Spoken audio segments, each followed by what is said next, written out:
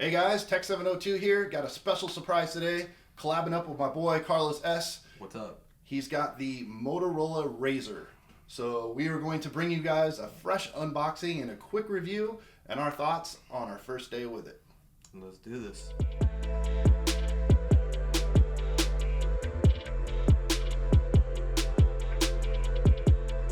Let's get this bad boy opened up. Let's do it. Let's do this. Okay.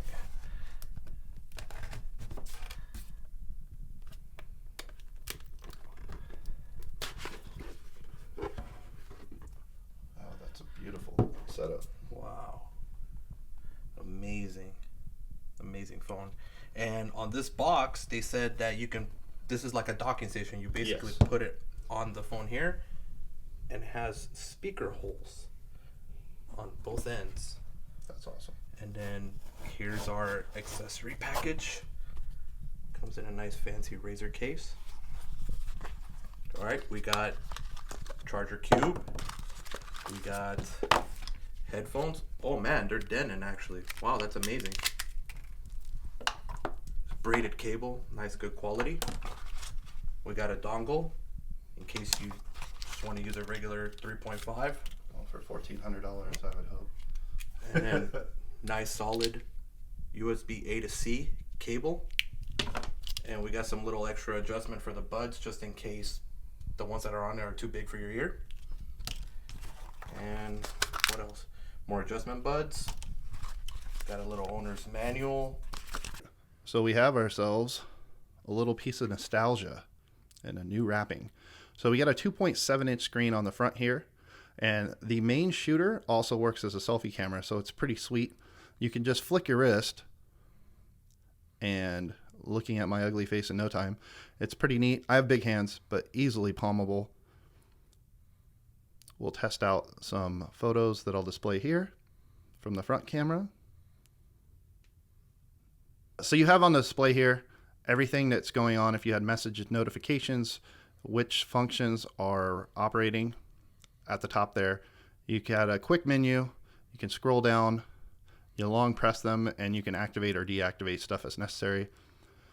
The phone itself feels really good, super slim, has a 2510 milliamp battery, and it's actually split into two pieces. So when you unfold it, my understanding is there's two parts of the battery. Obviously they're connected, but that's how they get the RAZR thin, laugh right there, pun intended, the RAZR thin design. On the bottom, we have the speakers. You can see the perforations as well as its USB Type-C. And on the back, pretty little Motorola badging. At the bottom, you have your fingerprint scanner. Let's unfold it. That brings us to the hinge. The hinge is a really trick little thing. It's got a mechanical unit to it, and what it actually does is it actually moves the bottom of the screen, tucks into the chin there. So I know there's a lot of controversy right now on the reliability of this. I'm going to let you hear this real quick.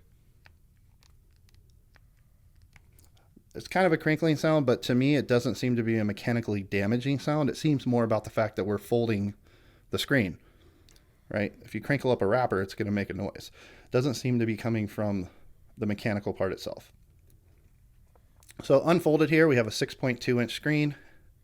We're operating with a 21:9 aspect ratio, which is a little unusual. My first impression is it's going to be a good screen. It'll get you by, but this is not for massive media consumption. And moving right along, we'll go through the basic specs here. I'll throw them up on your screen.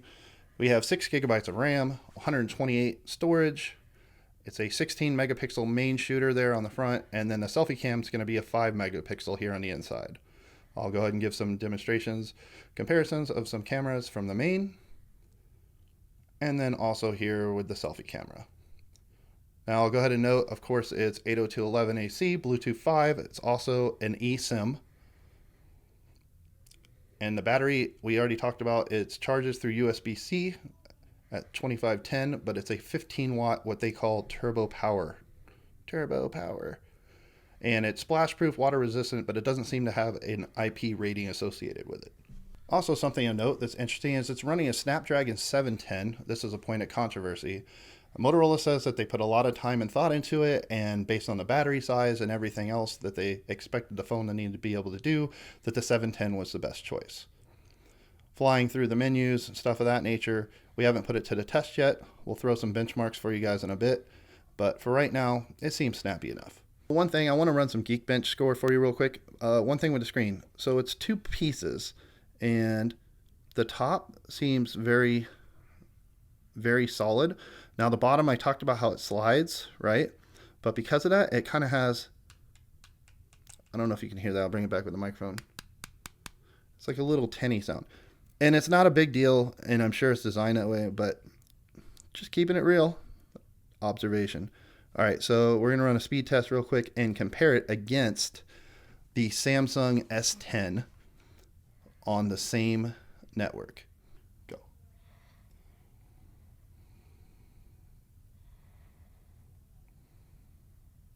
Pretty good.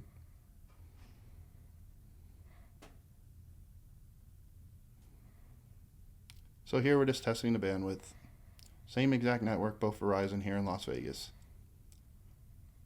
So we're up there at 29.8, 21 latency, and Carlos has 45.2, and latency is about the same. Let's run that Geekbench.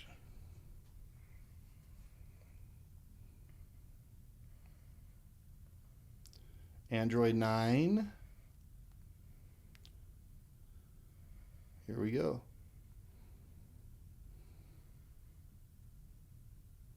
There it is.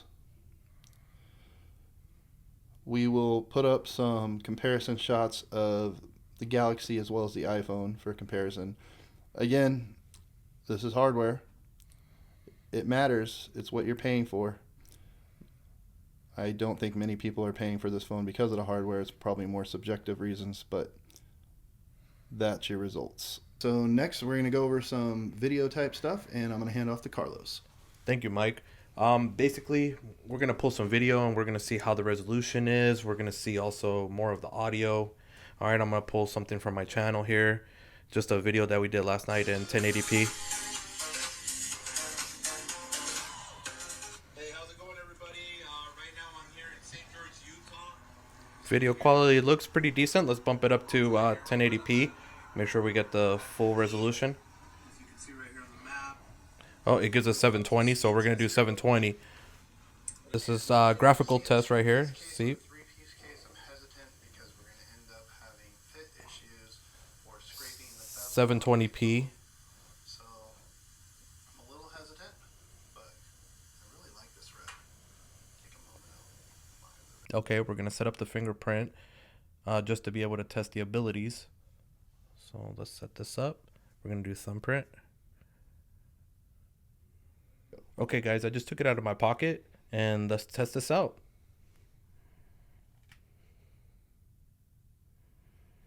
Wow, it's pretty quick, actually. Let's do it again. It's actually pretty instant. That's way faster than the Samsung. Way faster. So that's it. Our initial impression and unboxing of the Motorola RAZR. Carlos, what stood out to you? What I liked about the phone, man, honestly, is the fingerprint scanner. It's pretty fast. It's really fast. And What's something maybe you weren't feeling? the resolution, 21.9 aspect ratio, but you're forced at 720p. Yeah, that's a limitation. For me, the audio is very poor. I guess at this point we're all using headphones anyways, 99% of the time. And then my favorite part about it is just the compact. So I use a Note, I use a large iPhone, so it's nice to have something that small. It really does make a difference. And yeah, maybe it's a little bit of a novelty, but I think it'll do well. It fits in your pocket nice, that's for sure, Mike. Definitely.